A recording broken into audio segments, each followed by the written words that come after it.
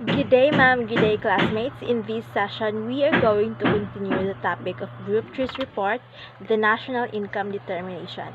So first and foremost, I am Maria Gurati Cabusog, your first reporter, and together with me will be Mr. Katamko and Mr. Taganahan. The last topic of the Group 3 is the inclusion of the government expenditures and taxation on the simplest model of the national income.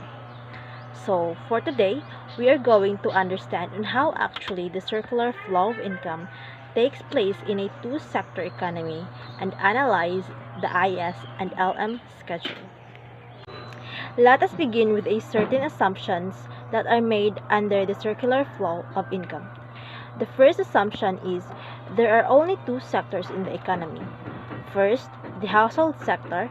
It provides factor services to the firm and also makes consumption expenditure for the goods and services that is provided by the firm. Second sector is the firm. Basically makes factor payments for the services that are provided by the households, and they also produce the goods and services that are purchased by the households. The second assumption is it is a closed economy. When I say it is a closed economy, it basically means that there are no foreign trade between countries. Third assumption is there is no government intervention in the economy. The fourth is there are no savings which are made either by the households for the income and they earn. And now, we understand the circular flow of income, keeping all these assumptions in mind. Going back to the two-sector of economy, we have household here, which will provide factor services to the firms, and the firm in return provide goods and services with the help of the factor services that are provided from the households to the firm.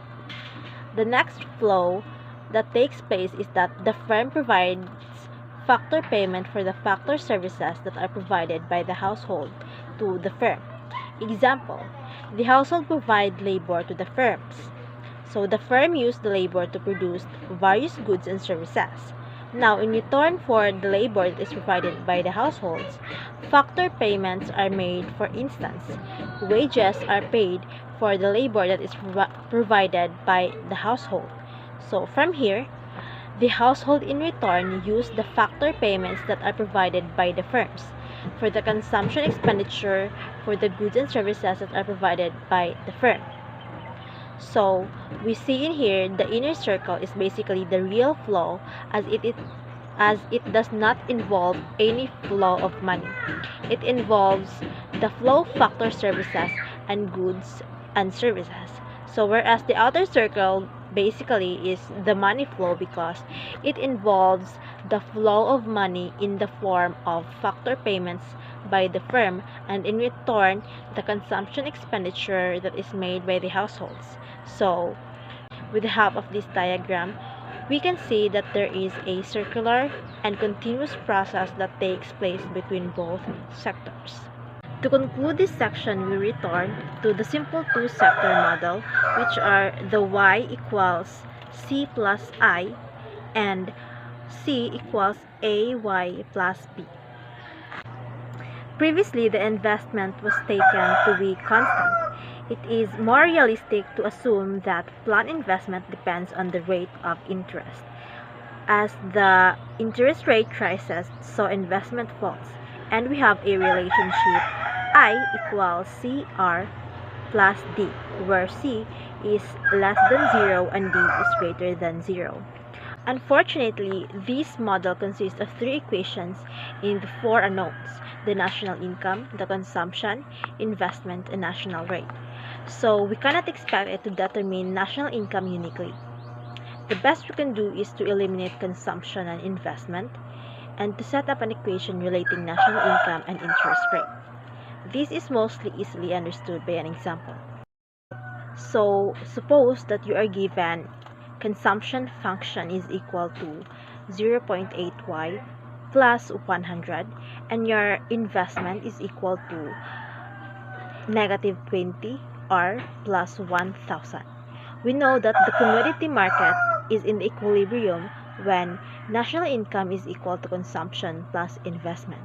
So using the substitution of the given expression for consumption and investment into this equation gives the national income equals a function of 0.8y plus 100 plus the function of negative 20r plus 1000. We then multiply out the brackets and combine the like terms, so we get 0.8y minus 20r plus 1100, which we arranged as 0.2y plus 20r equals 1100. This equation relating to national income and interest rate based on the assumption of equilibrium in the good market, and this is called the IS schedule. We obviously need some additional information before we can pin down the values of the income and the interest rate. This can be done by investigating the equilibrium of the money market. The money market said to be in equilibrium when the supply of the money matches the demand for money. That's when money, as you can see, money supply, M sub of S, money supply is equal to money demand. There are many ways to measuring the money supply. In simply terms, it can be thought of as consisting of the notes and coins in circulations, together with money held in the bank deposits. The level of the money supply, assumed to be controlled by the central bank, is taken to be autonomous, so that money supply is equal to for some fixed value of money supply. The demand for money comes from the three sources: transactions, precautions, and speculations. Transaction demand is used for the daily exchange of goods and services, or the money used for everyday transaction of goods and services, whereas a precaution demand is the money held in reserve by individuals or firms to fund unforeseen future expenditure. And speculative demand is the money held back by firms or individuals for the purpose of investing in alternative assets, such as government bonds at some future date. The transactions demand and precautionary demands both are assumed to be proportion to the national income.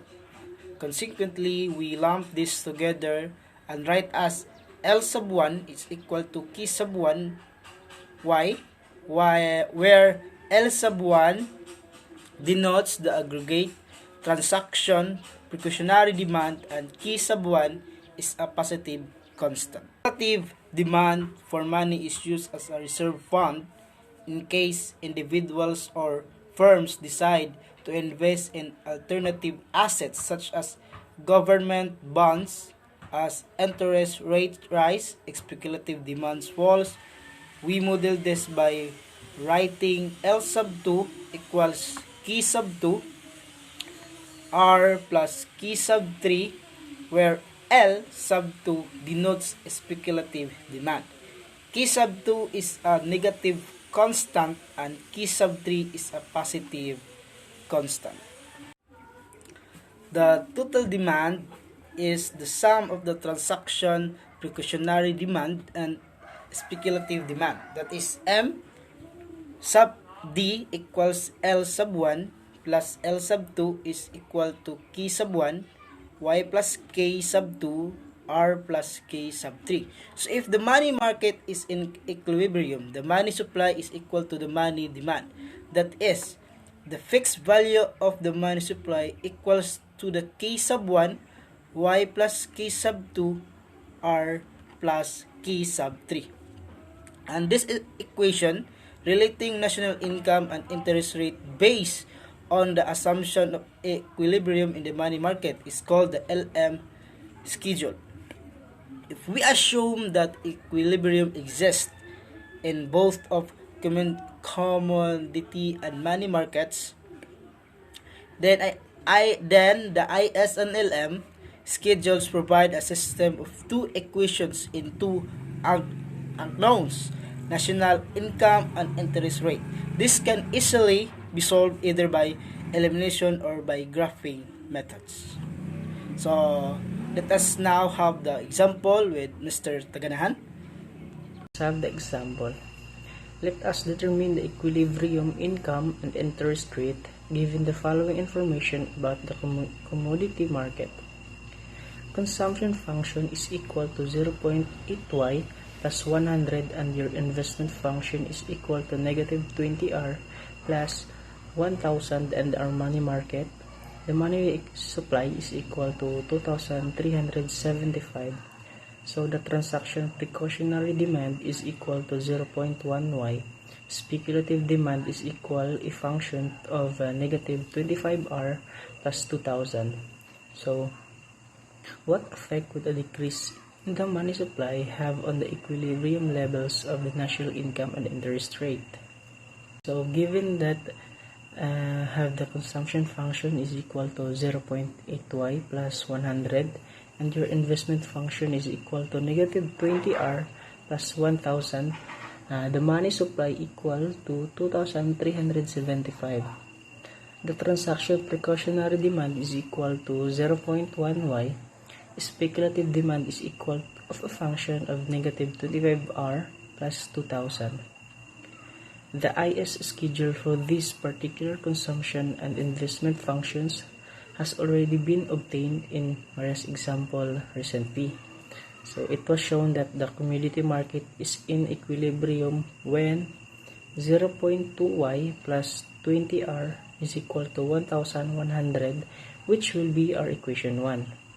So now for the money market, we see that the money supply is equal to 2375 and that the total demand for money, that is the sum of the transaction precautionary demand, and the speculative demand is 0.1y minus 25r plus 2000. So the money market is in equilibrium when money supply is equal to money demand, that is 2375 is equal to 0.1y minus 25r plus 2000, where we get the LM schedule is therefore given by 0.1y minus 25r is equal to 375, which will be our equation number 2. So now our equation 1 and 2 constitute a system of two equations for the two unknowns y and r. The steps that can be used to solve this system is first we double equation 2 and subtract them equation 1 to get 70r equals 350. So which will be our equation 3. Then the step 2 is we divide both sides of equation 3 by 70 to get interest rate 5. So step 3, we substitute r to 5 into equation 1 to get 0.2y plus 20 times the quantity of 5 is equal to 1100. So we get 0.2y plus 100 equals 1100. So next we subtract 100 from both sides, so we have 0.2y equals 1000, and we divide both sides by 0.2, so we get y equals 5000. However, it is more instructive to perform the investigation graphically. Figure 1.28 shows the IS and LM curves plotted. In the same diagram with R on the horizontal axis and Y on the vertical axis, these lines intersect at 5 and 5000, confirming the equilibrium levels of interest rate and income obtained by the calculation. In any change in the money supply will obviously have no effect on the IS curve. On the other hand, a change in the money supply does affect the LM curve. To see this, let us return to the general LM schedule.